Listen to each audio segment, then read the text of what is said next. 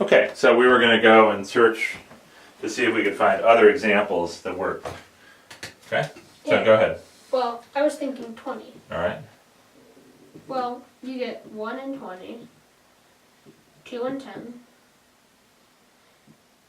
4 and 5. Alright.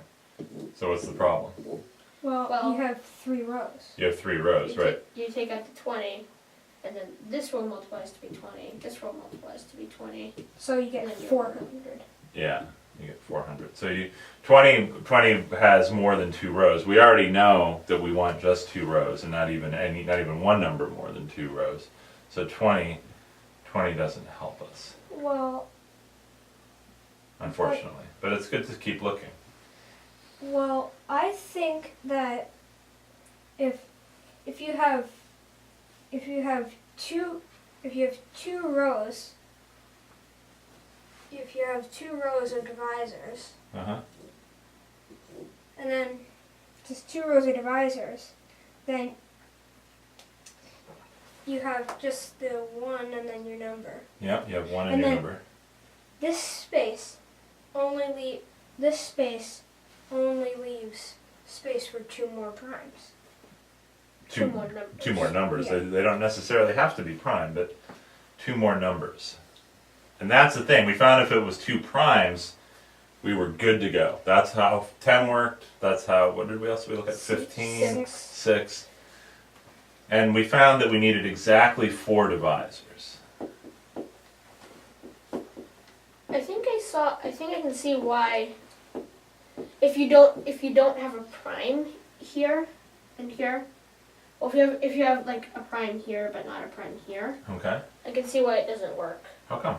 Well, because it's not all the possibilities, because you have to check when each one is prime. So you have to factor this one, and then part of it goes over there, and then that one's not prime. And though I may have an exception. Oh, you may have an exception. Okay. Squares.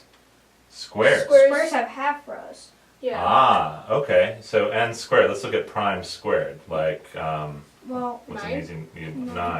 mine, How does 9 factor? What is the mine factor is tree? 1, 9, 3, and then that's it.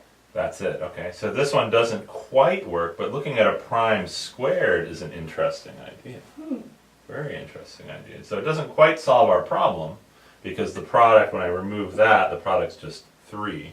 Yeah. Well, our example of 16 we did has a prime with 2 rows plus the extra one. Okay. Is 16 a power of a prime? It's 4 squared though. It's actually 2 to the 4th, but it works. What works? 16 is 2 to the 4th, so it's 4 squared. Well, it's 2 to the 4th, so it is a Yeah. power of prime. So we Yeah. looked at prime squareds and prime to the 4ths, and they don't seem to work. Though maybe then that points to the direction where primes to higher powers maybe won't work. Well, we've only checked 2. We've checked prime squared and prime cubed. I guess we checked primes to the 1st. I mean, prime squared and prime to the 4th. I think primes squared will always have this.